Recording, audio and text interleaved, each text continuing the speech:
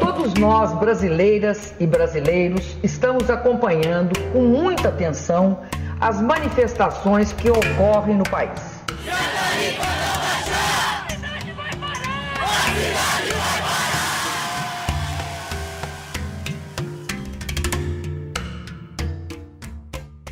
Olá, eu sou Débora Freitas e esse é o 10 anos das Jornadas de Junho, um especial da CBN com entrevistas sobre as mobilizações que começaram em 2013 em todo o Brasil e que transformaram o país. O estopim dos atos foi o aumento na tarifa do transporte público, mas logo outros temas foram incorporados às manifestações e cresceram.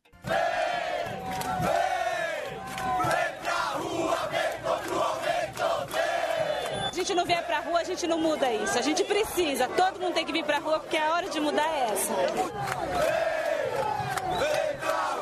Não é por 20 centavos, eu estou aqui por um país melhor. Eu já acho que demorou para o povo brasileiro acordar. Na verdade, é um basta. Esses 20 centavos foi o estopim de toda essa história. As mobilizações se diziam contrárias à corrupção, à classe política, aos gastos com a Copa do Mundo, em detrimento aos investimentos em educação, moradia, habitação e, claro, transporte público. Convido você a vir com a gente para refletir sobre os atos que mudaram os rumos do país. No episódio de hoje, nós vamos conversar com a geógrafa Mayara Vivian, que é ex-integrante do movimento Passe Livre, um dos principais movimentos dessas ações das Jornadas de Junho de 2013. Mayara, seja bem-vinda. Obrigada por conversar com a gente. Obrigada a vocês. Quem também está conosco é Gilberto Carvalho, secretário nacional de Economia Popular e Solidária do Ministério do Trabalho atualmente, mas que em junho de 2013 era ministro, ocupava a Secretaria-Geral da Presidência da República. Gilberto, obrigada pela gentileza por conversar conosco. Eu que agradeço, Débora, um prazer estar com vocês e um abração para a Mayara também e para os ouvintes. Bom, Mayara, o Movimento Passe Livre foi quem deu início às manifestações que ganharam a imprensa. A manifestação em São Paulo, no dia 6 de junho, tinha 2.000 pessoas, mas foi uma manifestação que ganhou uma grande cobertura, embora outras manifestações já tivessem sido realizadas. Então, a gente tem esse marco temporal, junho de 2013, como início das jornadas, mas esse movimento por um transporte público de qualidade e por um transporte gratuito é um movimento antigo. Vocês esperavam que, a partir dessas mobilizações, esses protestos crescessem tanto e que encampassem outras pautas quando vocês começaram a fazer essas mobilizações em junho de 2013? Bom, acho que tem duas coisas importantes para a gente lembrar. Primeiro que a luta pelo transporte ela não começa em 2013 e não começa nem mesmo com o movimento Passe Livre, né? A gente tem casos de revoltas populares motivadas pela indignação com o aumento de tarifa, com outras questões vinculadas ao transporte, como a revolta do Vintém, lá no começo do século XX, revolta das barcas também, em Niterói, em 49, se eu não me engano, que o pessoal inclusive coloca fogo na casa do dono das barcas, né. Então pôr fogo em coisa por conta de transporte não foi a gente que inventou, né. E o movimento Passe Livre em si, ele surge em 2005, muito influenciado com a revolta do Buzu em Salvador em 2003 e a revolta da Catraca em Florianópolis em 2004, que também foram mobilizações muito grandes, apesar de não terem tido tanta repercussão, influenciou bastante a gente na época. Então a gente já tinha tido um histórico de revoltas populares por transporte e a gente estava planejando sim, algo do tipo, né. Então a gente traça a nossa estratégia pensando isso, como motivar, que essa indignação super justa, né, dos trabalhadores em cada aumento de tarifa, pudesse ter vazão nas ruas e pressionar o poder público para que algo fosse feito. A gente cita a manifestação de 6 de junho em São Paulo, mas essas manifestações elas foram acontecendo quase que diariamente a partir daí, foi quase um ano de manifestação e cada vez mais os protestos levavam mais gente. Quando é que o governo federal, Gilberto, percebeu o tamanho daquilo? Acho que saber o que era, entender o que era, ninguém entendeu, né, naquele momento. Mas quando é que o governo federal entendeu que precisava de alguma forma dar uma resposta para a sociedade? Quando eclode a primeira, quando ocorre a primeira manifestação em junho, nós acompanhamos daqui com muita naturalidade. Para nós era um movimento legítimo, como já disse Maiara, historicamente, nós todos que integramos o governo, aquele governo, tínhamos uma prática histórica de lutas e reivindicações, então não seríamos nós a condenar esse tipo de manifestação. Então ele nasce para nós com muita legitimidade.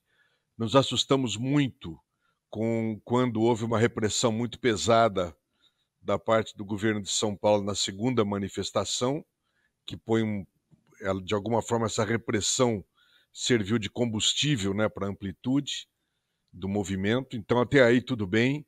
Nós só começamos a nos dar conta de que se tratava de alguma coisa diferente quando começa a mudar a natureza das reivindicações apresentadas. A transição, eu sempre devo citar, o meu filho Gabriel era estudante de geografia da USP, participava das manifestações, até que um dia me manda uma foto e fala: pai, tô fora. E essa foto que ele manda é uma moça de classe média com uma placa dizendo manifestação de elite, não, seu besta, manifestação daqueles que pagam o teu bolsa esmola. Ou seja, entrava um caráter completamente diferente, a nosso ver induzido por interesses de transformar uma pauta legítima, objetiva, numa pauta moral de corrupção diretamente dirigida contra não só o governo federal, contra o projeto que nós estávamos construindo. Aí a gente fica, de fato, assustado, e a presidenta Dilma toma a iniciativa de dialogar com o pessoal do movimento Passe Livre, mas seguramente já era tarde do ponto de vista, porque o diálogo era outro. Aquilo que nós tentamos propor como resposta já tinha transitado. A pauta que as ruas tinham adotado, com muito estímulo da imprensa, com muito estímulo dos setores da elite, que queriam interromper o nosso projeto, tinha mudado completamente. E ali passou a ser um diálogo de surdos. E como é que o MPL, Maiara, viu essa mudança, esse acúmulo, a chegada de outras pautas? Antes, só 2 breves correções. O primeiro ato, uma coisa que a imprensa nunca muda, não tinha 2.000 pessoas, tinham mais de 6.000 pessoas. Esse do dia 6. Esse do dia 6, ele é o primeiro ato. Os primeiros atos por transporte em 2013 começam em janeiro, em Porto Alegre, na região metropolitana de São Paulo, então isso vem vindo desde janeiro, também com bastante repressão. E esse ato que dá, todos os atos têm repressão, uma coisa que não sai de moda em ato do MPL é ter repressão. Teve uma que de fato superou até o que a gente já esperava de repressão, que foi o da quinta-feira, foi o 4º ato, foi numa quinta-feira ali na Maria Antônia. Do dia 13. Do dia 13, tem gente que tem trauma até hoje de passar ali. Mas só para a gente não perder a sequência, né, que o tempo passa, a gente acaba perdendo a sequência. Veja, a gente, no nosso discurso, a gente sempre se manteve coerente em relação a ter como pauta concreta o transporte público, e a gente levou isso para a imprensa, inclusive, diversos momentos. Eu acho que a gente olha muito, a rua não tem dono, né? A rua vai quem quer, inclusive pessoas que têm um pensamento oposto ao nosso. E na história, a gente viu muitas vezes que quando tem um avanço na luta de classes, avanço dos setores progressistas nas ruas, existe uma reação também, né? Então não é a primeira vez que a direita foi para a rua, no Brasil ou em outros lugares do mundo. E a direita vai para a rua, geralmente eles são um pouco mais preguiçosos, eles vão na rua quando a esquerda vai. Então quando eles veem que a esquerda está crescendo muito, eles dão um jeito de manipular a situação para, né? Então já estavam havendo outras manifestações da direita na rua antes de 2013, e eu acho que o cenário que faz ter esse avanço é muito mais complexo, né, do que o movimento Passe Livre estar se manifestando. Eu acho que é um cenário mais complexo.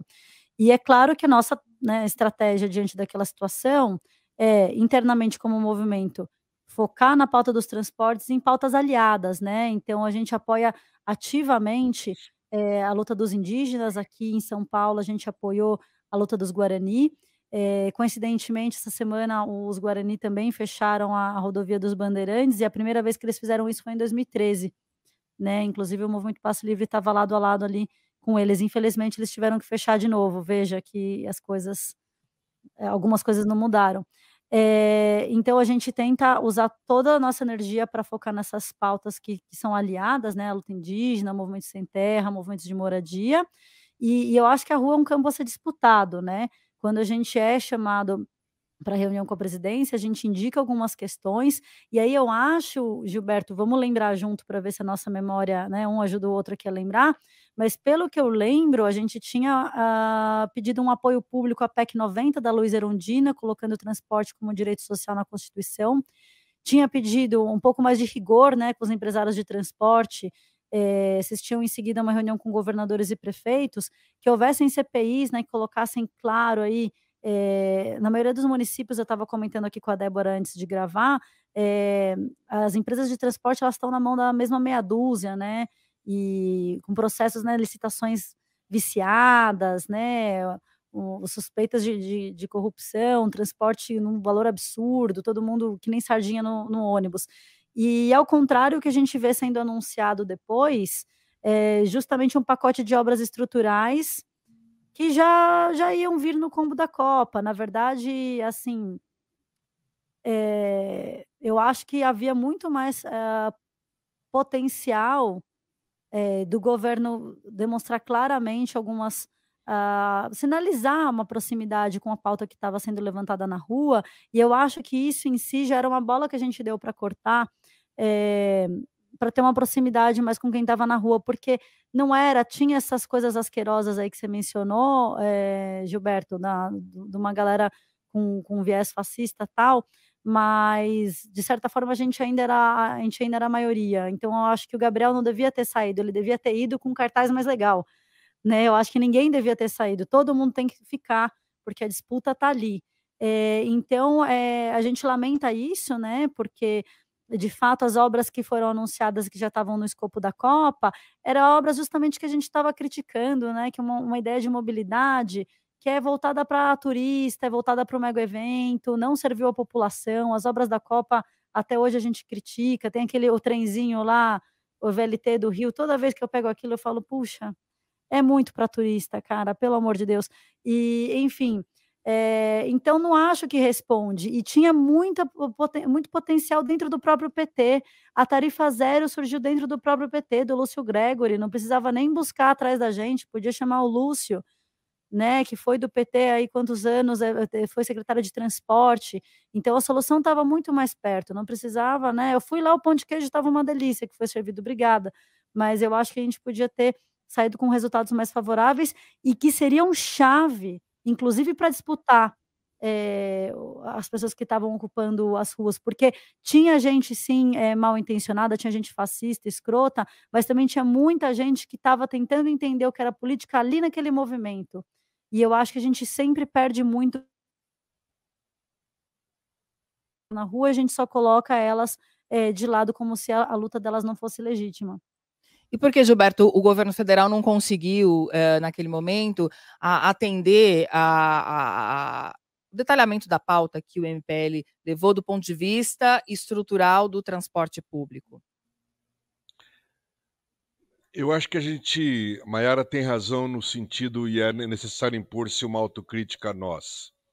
O nosso governo tinha conseguido fazer a mudança do país, no sentido da inserção de 40 milhões de cidadãos, acabado com a fome naquelas alturas, e tinha conseguido fazer políticas estruturais, sociais importantíssimas. Só que, de fato, essas políticas acabaram estressando as cidades. Elas não foram, reconheço isso, não foram acompanhadas de políticas de mobilidade urbana capaz de dar conta, de diminuir pelo menos o impacto desse aumento do consumo, do trânsito, enfim, da mobilidade das pessoas que usavam a cidade. A gente costumava dizer que a gente tinha conseguido melhorar muito a vida das pessoas da porta de casa para dentro, mas não tínhamos conseguido fazer a mudança da porta de casa para fora, é real. Agora, eu discordo da Maiara no seguinte sentido. Muito rapidamente, as pautas mudaram. Não foi só o Gabriel que percebeu, Maiara. Foi evidente que os colleges americanos passaram a financiar o Vem Pra Rua, passaram a financiar o MBL, passaram o movimento, o outro movimento que havia lá, que dura até hoje.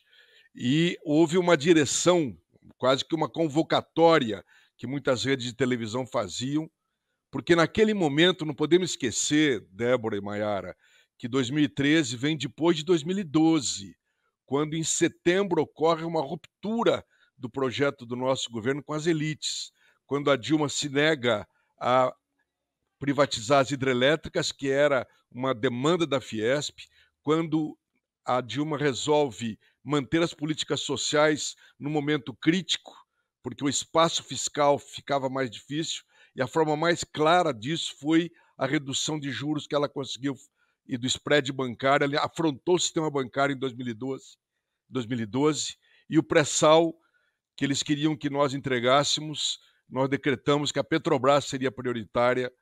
Então é preciso ter essa visão de conjunto e saber que houve uma conspiração, eu quero afirmar isso com muita clareza, da elite internacional com a elite nacional para interromper aquele projeto. Porque o ganha-ganha possível nos anos Lula, de pobre ganha, rico ganhava ainda mais, tinha se rompido. E ali havia uma escolha a fazer. Ou você para com as políticas sociais, ou você continua com as políticas sociais e começa a mexer no andar de cima. Isso que aconteceu em setembro de 2012. 2013 se aproveita de um movimento legítimo, por uma reivindicação absolutamente necessária, e eu insisto em fazer a nossa autocrítica da questão da mobilidade urbana, mas estava decretado um processo que ia dar em 2016 e que ia dar em Bolsonaro. Nós precisamos ter essa visão global da lógica que a história foi percorrendo, porque a lógica passou a ser a destruir o projeto. Então nós fomos para o diálogo, não foi só o pão de queijo, nós fomos ao diálogo, nós fomos para as ruas. Eu fui negociar com os Black Blocs em Rio, São Paulo, eu fui negociar com muitas manifestações no tempo da Copa. Só que não adiantava mais, porque havia uma postura definida. É a postura do ovo da serpente que estava ali e que veio dar no Bolsonaro. É preciso tirar todas as consequências. Mas então quer dizer, o governo federal não conseguiu lidar com isso? Eu queria trazer aqui um trechinho do pronunciamento que a presidente Dilma Rousseff fez em 21 de junho. E ela, inclusive, chamou prefeitos, governadores, prometeu mudanças. Vamos colocar um trechinho aqui. Vou convidar os governadores e os prefeitos das principais cidades do país para um grande pacto em torno da melhoria dos serviços públicos. O foco será, primeiro, a elaboração do Plano Nacional de Mobilidade Urbana, que privilegie o transporte coletivo. Segundo, a destinação de 100% dos recursos do petróleo para a educação. Terceiro, trazer de imediato milhares de médicos do exterior para ampliar o atendimento do Sistema Único de Saúde, o SUS. Quer dizer, quase nada saiu do papel, né, Gilberto? Essa conspiração ela já existia antes? Por que a presidente fez essas promessas? Ou ela veio depois? Não, primeiro que não é verdade que não saiu do papel. O Mais Médicos, que foi o programa fundamental para a redenção de centenas de milhares de vidas no Brasil, tem origem aí. A questão do petróleo para a educação, nós criamos o Fundo Social que permitiu o financiamento de uma amplitude enorme da educação. Daí vem o Ciência Sem Fronteira, a expansão do ProUni e assim por diante. Eu reconheço que, de fato, dando razão a Maiara, a política urbana, nesse acordo com os governadores, não prosperou. De fato, não houve medidas, não ocorreram medidas concretas que a gente possa dizer que mudaram o cenário urbano. Eu concordo, ainda que tenha havido lá e cá investimentos importantes, sobretudo em metrôs nas grandes cidades, o financiamento do metrô de Salvador, de Belo Horizonte, ampliação de São Paulo e assim por diante, mas de fato não houve. O problema, Débora, eu quero insistir nesse aspecto. A rua mudou porque houve uma indução para que a rua mudasse. A rua mudou porque houve uma pregação para que a rua mudasse, uma pregação diária, cotidiana, através dos meios de comunicação e dos agentes políticos. E essa pauta que a Dilma falou não tinha mais nada a ver com aquilo que as ruas, em tese, induzidas por esse processo, gritavam. Não, preciso responder algumas coisas, e uma coisa que me toca pessoalmente, inclusive, que são companheiros valiosíssimos.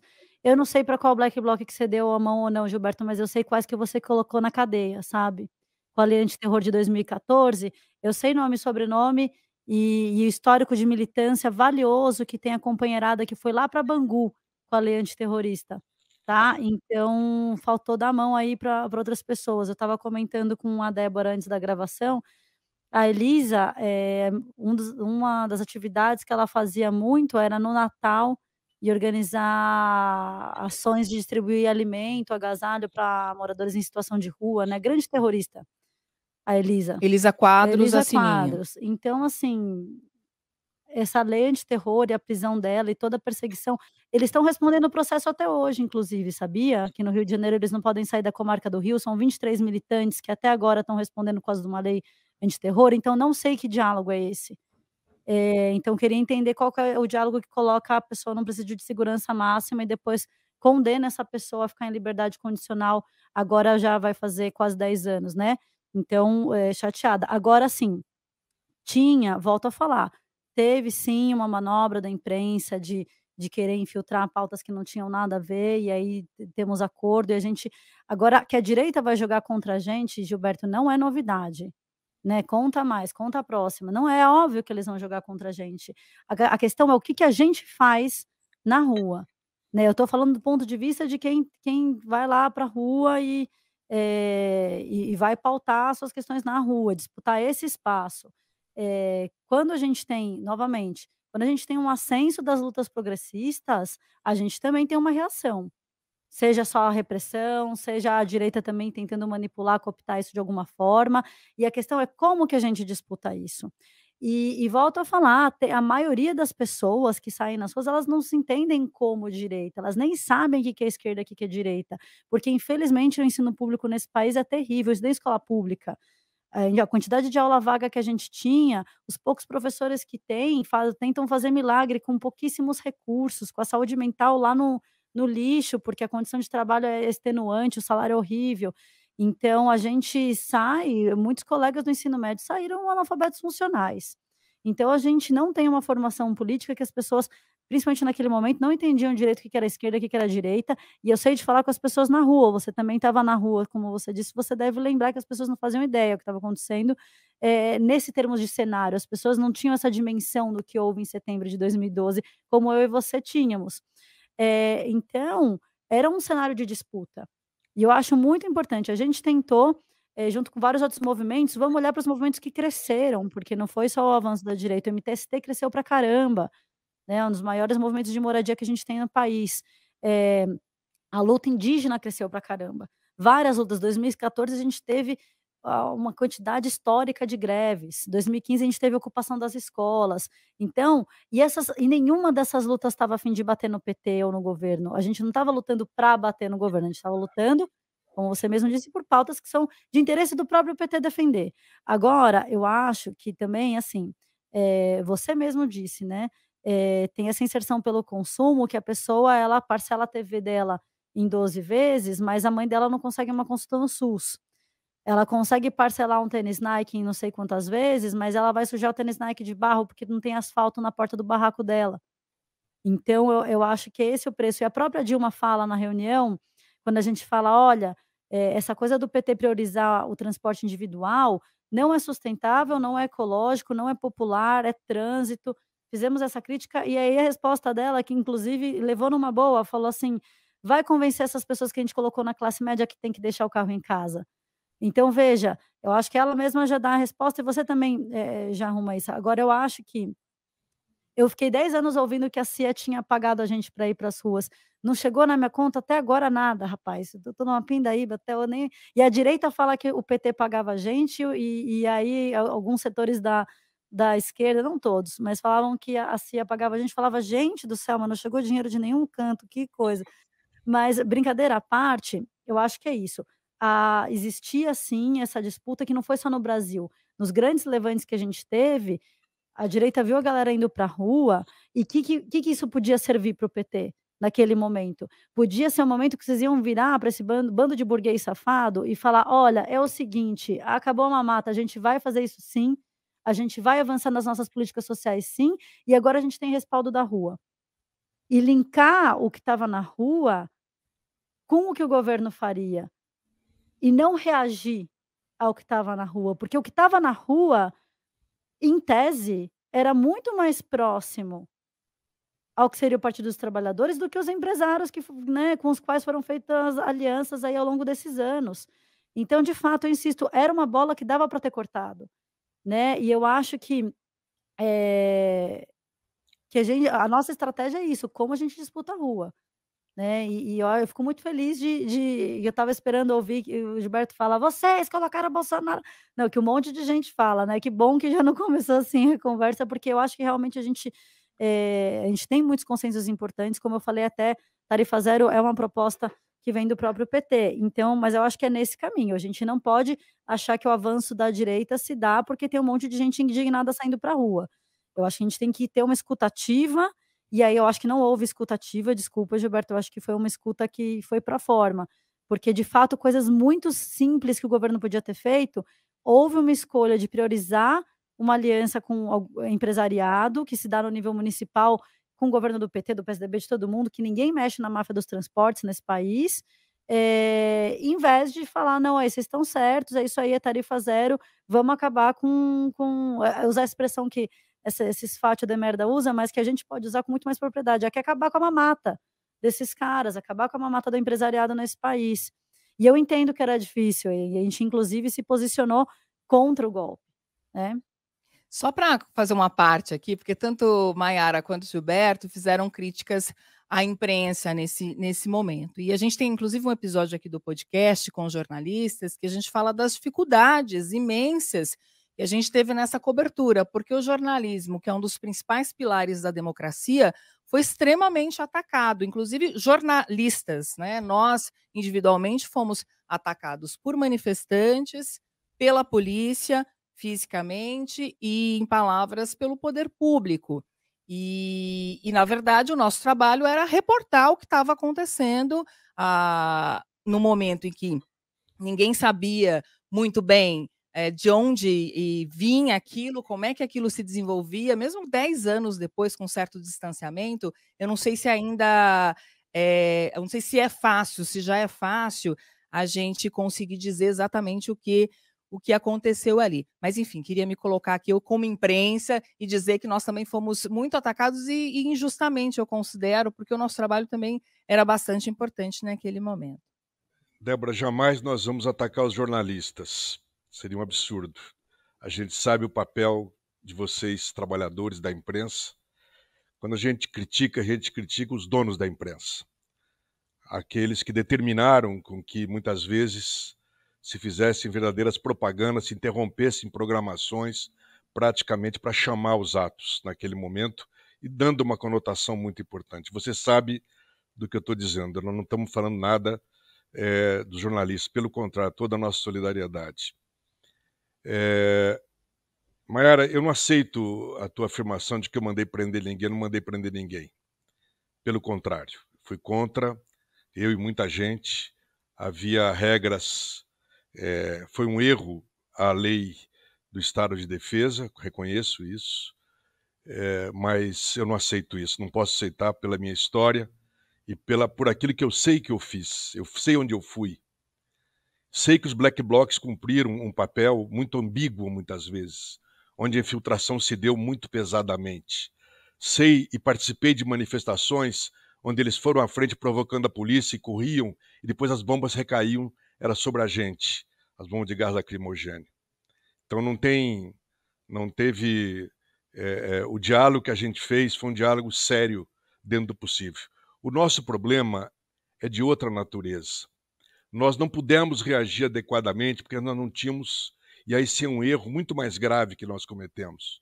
que foi o erro de fazer uma inserção econômica, permitir uma inserção econômica. Não é pouco tirar 40 milhões de brasileiros da fome, tirar do subconsumo para um consumo humano adequado, mas não trabalhar a cidadania, não trabalhar justamente um processo de educação popular, de valores, um processo de comunicação popular que permitisse que, para e passo, com o acesso aos bens mínimos, as pessoas também adquirissem um nível mínimo de cidadania, de consciência. Eu me arrepiava quando eu via a Dilma falando que ela queria um país de classe média. Porque classe média nós sabemos o que representa em termos de valores, que é o individualismo, que é a violência, que é o desprezo para quem ficou lá embaixo, que é a meritocracia. Então, naquele momento, precisamente, pouco adiantaria a gente gritar. Nós tínhamos que ter gritado desde 2003, com um método diferenciado de governo, onde a gente pudesse fazer, de fato, uma inclusão cidadã. Quando eu falei no ovo da serpente de 2013, é porque o ódio que nós vimos dividir a sociedade brasileira, dividir cada uma das nossas famílias, é naquele momento que surge, e naturalmente o movimento pacífico não tem nada a ver com isso. Foi o aproveitamento, foi o uso muito bem articulado das manifestações que foram sendo feitas, que foram plantando naquele cartaz que aquela moça estampou, que foram plantando cada vez mais essa ideologia, da qual o Bolsonaro foi apenas a expressão, mas que ali os valores desse neofascismo que foi tomando conta do país e que permitiram, inclusive, a eleição do Bolsonaro, estavam sendo dados. A nossa derrota como projeto político se dá exatamente por não termos conseguido formar uma maioria de cidadãos conscientes. Não que um governo é quem dirige a sociedade, mas um governo tem instrumentos para ajudar a desenvolver um tipo de consciência de um lado ou de outro. Para nós, sinceramente, é um milagre a gente ter ganhado essa eleição agora. E só foi a resistência da nossa militância e a teimosia do Lula que permitiu a gente sair de uma cadeia para um processo de ganhar uma eleição. E temos agora uma nova oportunidade. Eu olho para 2013 pensando muito em 2023, e 26, 24, 25, 26, onde a gente tem uma nova oportunidade de reconstruir um país depois dessa desgraça que houve. E me espanta muito ver muita gente que critica o Bolsonaro, mas que foi, de alguma forma, cúmplice com esse processo que permitiu que Bolsonaro vencesse, se transformasse num líder popular. Não, como eu falei, a rua é um espaço aberto em disputa.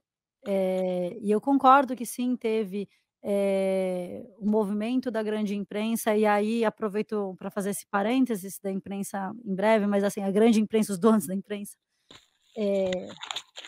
porque também falhamos em não democratizar a mídia, né, que é o outro ponto nevrálgico aí do sistema. Existia toda essa ideia, para mim começa quando se divide entre bom e mau manifestante, né. E aí, bom, a gente fez questão de falar que a gente era o mau manifestante. E volto a dizer, e a gente era um mau manifestante para a direita e para alguns setores da esquerda também, porque também eu via críticas à radicalidade. Existem várias, ideias a respeito do Black Bloc, mas a ideia do Black Bloc é proteger a manifestação da repressão policial.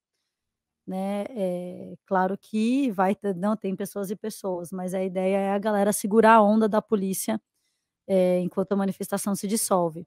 Em relação à imprensa, para muitos jovens ali da contracultura, jovens da periferia, existe uma dificuldade de separar, que nem a gente está separando aqui, quem é o dono da coisa toda e tá ditando essas perversidades, né, e quem é o cara que está ali na linha de frente. Então um trabalho que a gente fazia muito ali era colar na galera e falar: "Cara, esse cara que está aí com uma câmera na mão, ele é trabalhador igual a gente. Ele é trabalhador igual a gente, ele atrasou para pegar a filha na escola porque ele está aqui trampando até esse horário, ele está tomando porrada junto com a gente. Então, a gente é contra a grande imprensa? A gente é. Aí pega, faz uma ação direta lá na sede, faz um esquema lá, faz uma manifestação que nem a gente fez na porta da Globo, mas esse cara não, esse cara é peão igual nós. Né, inclusive fomos recebidos super bem pelo Sindicato dos Jornalistas por uma das coletivas de imprensa mais importantes que a gente teve. Anyway, Black Bloc, imprensa, o ponto é, Tá, não foi você, Gilberto, mas alguém foi. Quem que foi então que assinou essa lei? Quem que pode desassinar? Quem que pode tirar nossos amigos dessa situação lamentável, né, que ainda estão, né. Então, você falou dos próximos anos de corrigir os erros, eu acho que começa resolvendo o processo dessa galera, porque não dá para essas pessoas estão há quase 10 anos, a Camila Jordão tem que ficar pedindo autorização para sair da cidade, para fazer fala, ela professora universitária, vai ser chamada por encontro, tem que ir lá pedir, né, tem que todo mês assinar então, fica aí o pedido registrado publicamente. E em relação à direita é isso, gente, eu acho que a nossa principal arma é a gente ocupar a rua com as nossas lutas, né, e volto a insistir, não acho que a maioria das pessoas, eu acho que tinha assim uns elementos, assim, super nada a ver, só que era um espaço em disputa.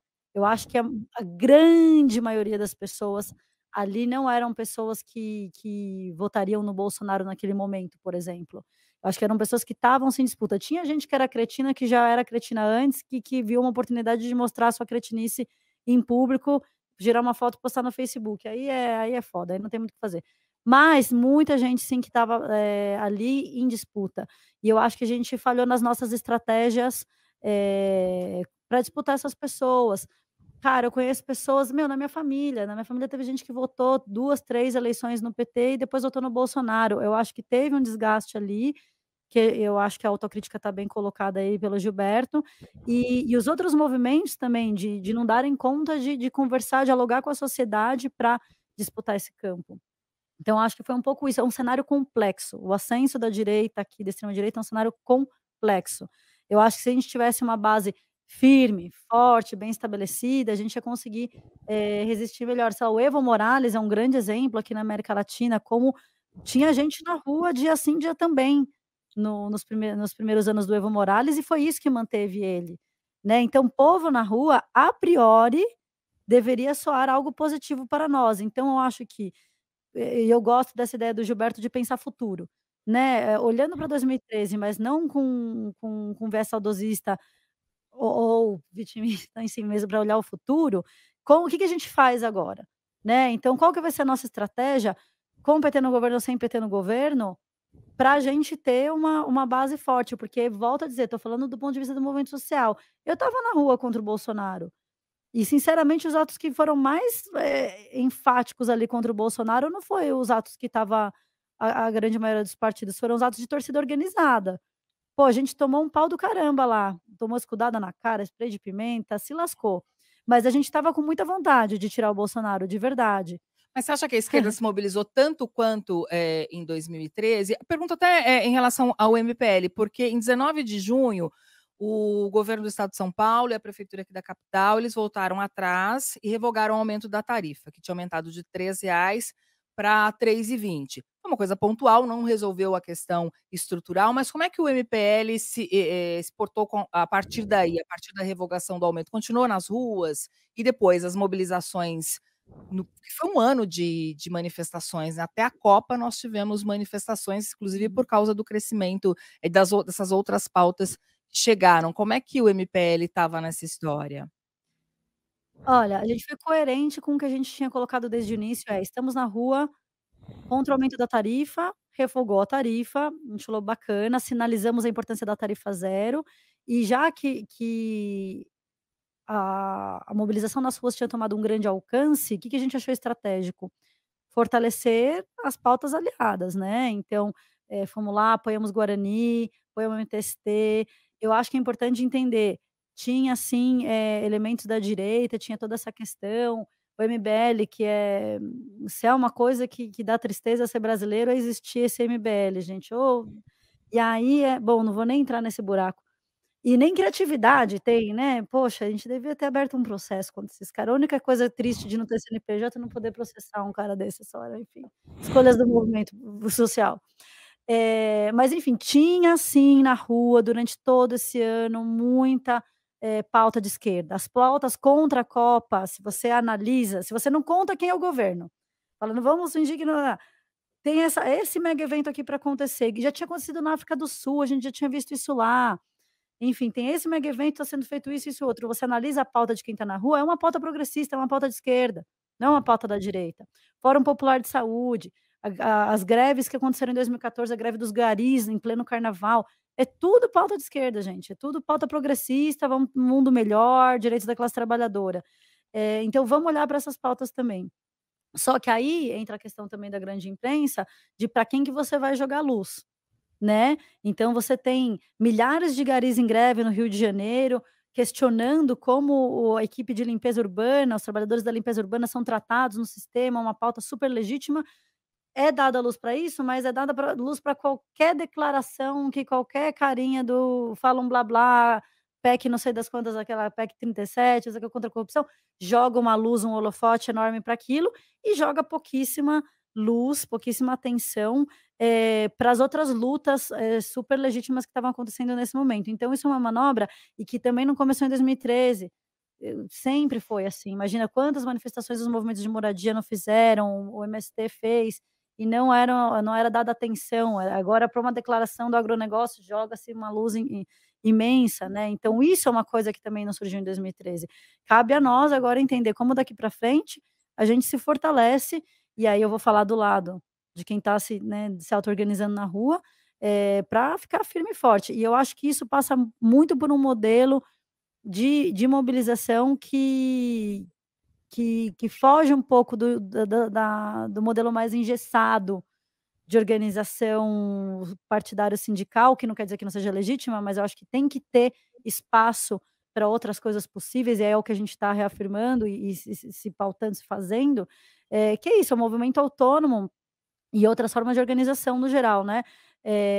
A gente não precisa necessariamente estar organizado numa entidade burocrática que funciona com regimento assim, assim, assado, e se não é assim, não tem luta.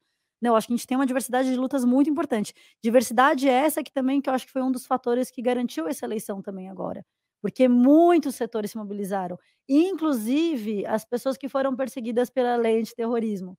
Né, então, mas fica de novo registrado aí meu apelo para solta nossos amigos.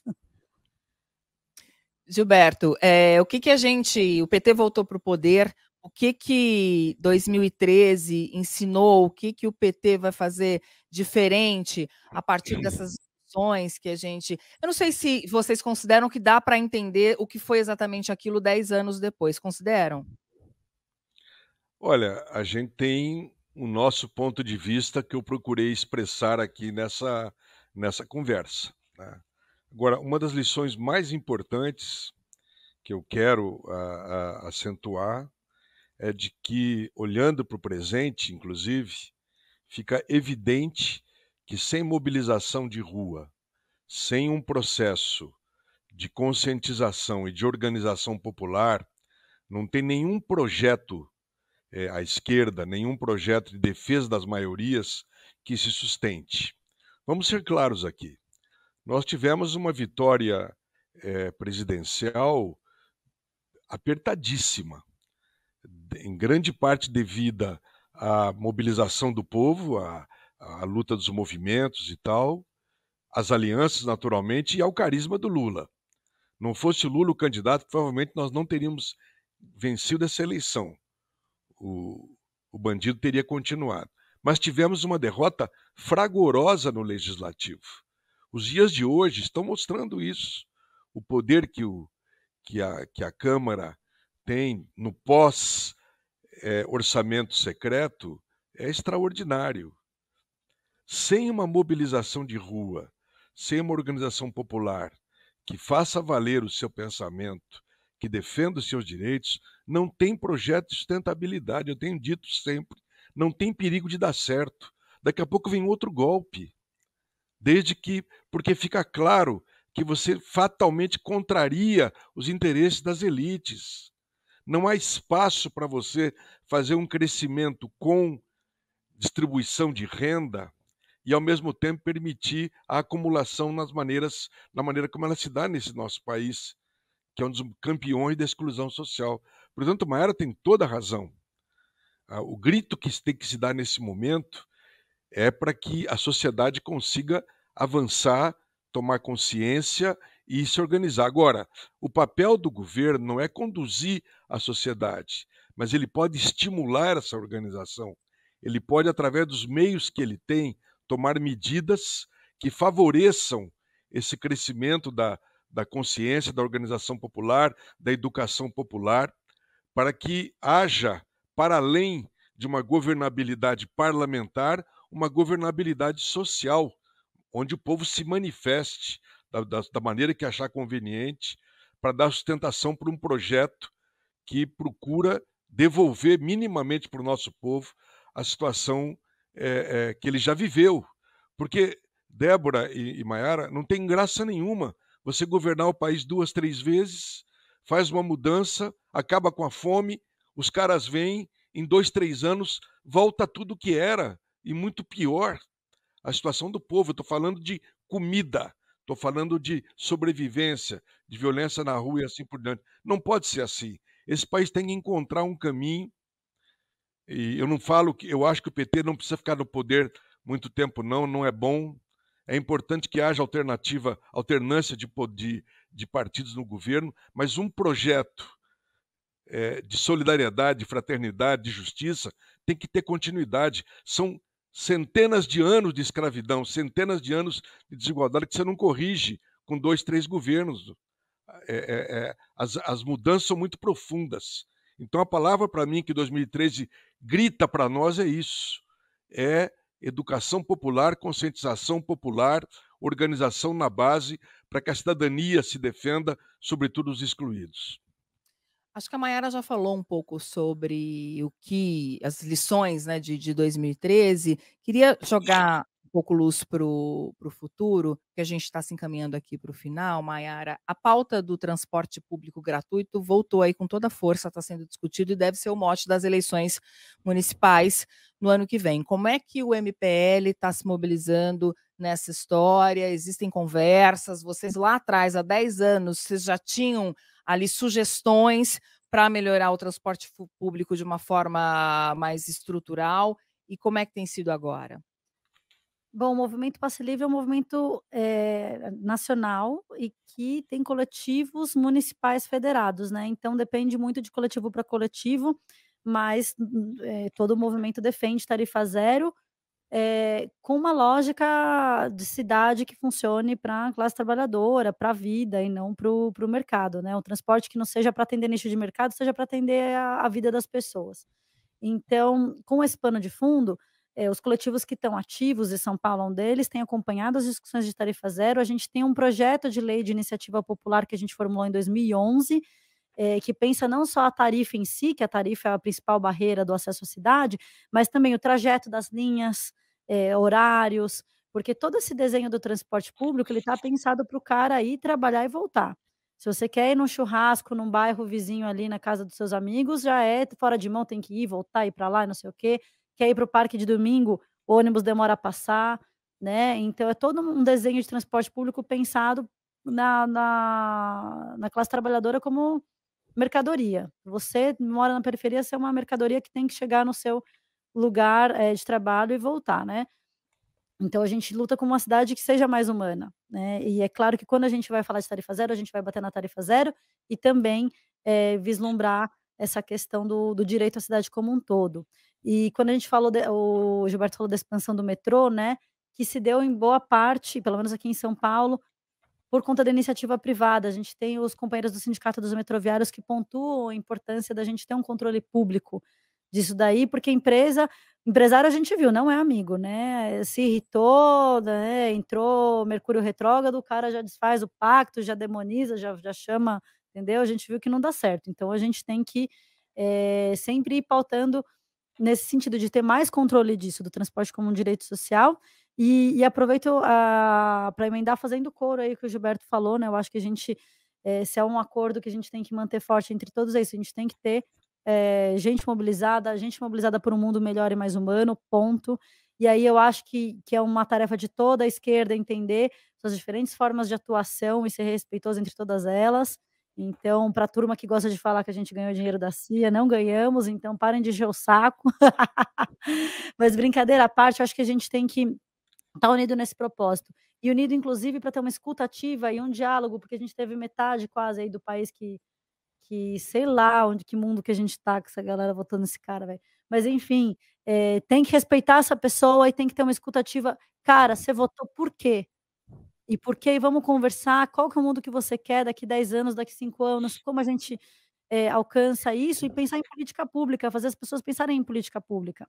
Porque todo mundo que eu discuti nessa campanha de tentar tirar o Bolsonaro do poder, as pessoas não têm argumentos, palpáveis, concretos. É fácil, tá fácil convencer, gente, tá fácil conversar. Porque você vai falar e é um discurso de ódio, porque é ladrão, é corrupto, tá bom, é Lula é ladrão, então vamos supor, é candidata a Janja, então acabou o problema. Sabe, é por aí que a gente vai. Mas o que você quer de política pública? Eu quero mais saúde. Então o que que significa isso? E vai, explica para a pessoa passo a passo. O que que quer dizer isso? De ter mais saúde, como isso se dá? Porque as propostas da direita são ridículas, então é isso, é meia hora de conversa, se a gente não perde o shortinho, se a gente fica tranquilo, dá certo, funciona. E por último, se eu puder deixar um recado para todo mundo, assim, que está escutando e que tem interesse em seguir nessa luta por um mundo melhor, mais decente, eu acho uma coisa que falta para todos nós é investir nossa energia também em redes de apoio. Em redes de apoio. Eu acho que o Gilberto está falando do ponto de vista do governo, de quem faz política pública, e tal, mas pensando na escala da militância, do tete a tete, eu acho que a gente deixou um pouco isso de lado e na pandemia, a pandemia, se algo de bom serviu no meio de toda essa tragédia, é a gente retomar o poder da nossa solidariedade, né, então a quantidade de alimento que o MST doou, e como a gente voltou a olhar para os nossos vizinhos e tudo mais, porque eu faço parte da Casa do Povo lá no Bom Retiro, e a gente teve uma rede de apoio forte no nosso território, com distribuição de alimentos, com apoio para conseguir o auxílio emergencial, que aquele diabo era terrível de se cadastrar lá, conseguimos apoiar a turma para se cadastrar, apoio à população imigrante. Então a gente fez todo esse trabalho durante a pandemia. Quando chegou o momento da eleição, e algumas daquelas pessoas possivelmente votariam no Bolsonaro por desinformação ou porque ter afinidade com o jeitão lá do cara, sei lá eu porque a pessoa poderia votar no Bolsonaro, mas ela olhou e falou: "Não, esses caras aqui, essa galera que ajudou a gente o tempo todo, né, a pessoa que recebeu arroz orgânico do MST durante 3 anos de pandemia, a hora que vier a CPI e falar: 'Ah, esses caras são bandidos', o cara vai olhar e falar: 'Não, esses caras foram os caras que fortaleceram quando eu estava na pior'". E aí eu acho que essa é a maior ferramenta que a gente tem, que a gente não pode perder. E que os movimentos sociais, assim, principalmente no campo, nas ocupações, praticam muito, que é fortalecer nossas redes de apoio, porque para a pessoa entender na prática que é só nós por nós que vai conseguir mudar alguma coisa, que não dá para contar com os caras, esses caras do Congresso, que é essa maioria nefasta, sobretudo, mas, não são esses caras que estão falando abobrinha ali na CPI, que vão levar um pacote de arroz para você quando você estiver lascado, é o MST. Então eu acho que isso não tem preço e é nesse caminho que a gente, pode seguir com ação, né. Então: "Ah, não tenho tempo de militar, não tenho tempo de me filiar, de participar de sindicato, de um movimento social, de coletivo, de seja lá". Cara, se organiza em qualquer esfera da sua vida e apoia as suas pessoas próximas, porque com isso que a gente constrói lastro, constrói, uma imagem boa do que a gente quer ver no mundo e consegue avançar nas nossas pautas também. Para a gente finalizar mesmo, queria ouvir aí um último comentário do Gilberto e saber também, Gilberto, quais são os encaminhamentos por parte do governo federal em relação à estrutura do transporte público. A gente sabe que essa é uma política que normalmente é tocada pelos governos locais, mas o governo federal tem um papel importante. E nesse momento o governo federal está falando em baratear o preço do carro popular, ou seja, o transporte individual. Essa é uma das medidas, né, Débora, não é a única. É verdade essa questão do transporte, porque isso diz respeito a emprego, diz respeito a girar a economia, é um lado, mas há o outro lado. Há um apoio forte nosso nessa questão do transporte tarifa zero. Felizmente, no Brasil, já passam de 100 as cidades que praticam a tarifa zero.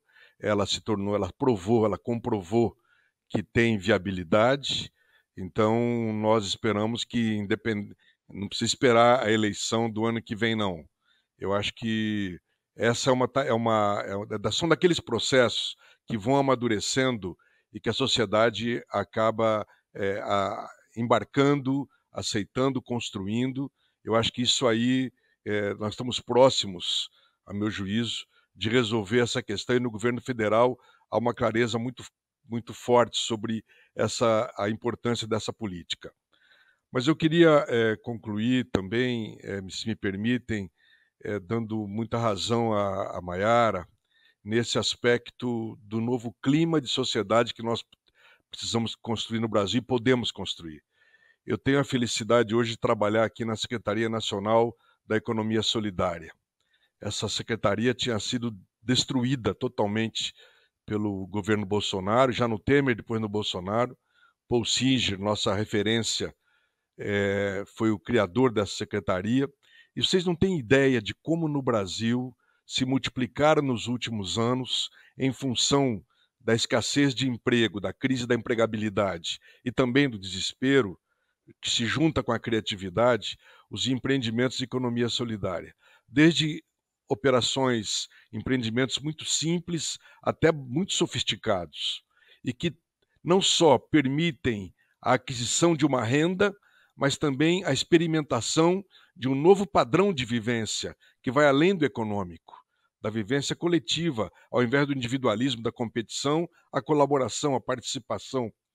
E o nosso trabalho aqui está sendo todo voltado para um processo de formação e de qualificação das pessoas, também do ponto de vista técnico, para que elas possam expandir os seus negócios coletivamente.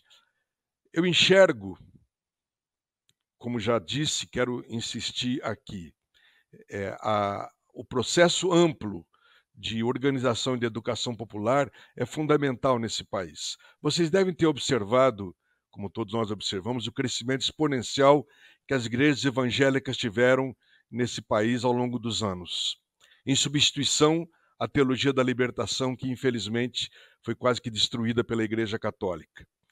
O espaço não ficou vazio, foi ocupado nas periferias, pelas igrejas evangélicas. Hoje não se faz mais trabalho popular no Brasil sem um diálogo com as igrejas evangélicas. E nós temos que romper os preconceitos que nós temos contra os grandes porta-vozes do neopentecostalismo e ir para as periferias e dialogar com essa gente. Porque quem está cuidando dessas pessoas pobres, excluídas, onde o Estado não chega, são essas igrejas. E é preciso a gente perder o preconceito e a preguiça de dialogar com essa gente. Dos 20 mil candidatos que nós tivemos a vereadores no ano passado, 2.000 e poucos, em 2020, 2.000 e poucos eram evangélicos. Tem ponte para conversar. E assim como os evangélicos, há outros segmentos, que a Maiara disse bem, que foram iludidos, que foram enganados, e que você tem que estender a mão, você tem que conversar, porque sem construir maioria na base, nós não damos sustentabilidade para um projeto. Então, minha palavra final vai muito nessa linha da necessidade do diálogo, e o governo tem que cumprir o seu papel de estimulador, mas a sociedade é que tem que assumir cada vez mais o seu papel de sujeito nesse processo. Então, mais uma vez, muito obrigada ao Gilberto Carvalho e a Maiara Vivian, que participaram dessa conversa, ajuda a gente, o nosso ouvinte, quem nos acompanha, a refletir mais sobre as mudanças políticas, as mudanças sociais que ocorreram no país desde junho de 2013. Muito obrigada mais uma vez. Obrigada. Muito obrigado pelas belas questões, Débora, e pelo espaço que você nos deu.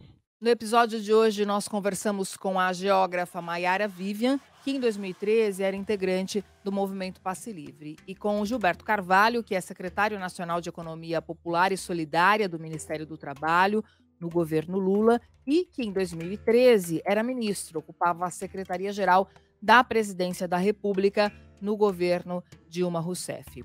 E no próximo episódio, você acompanha outras vivências de personagens que participaram desse momento tão importante que mudou o Brasil em vários aspectos.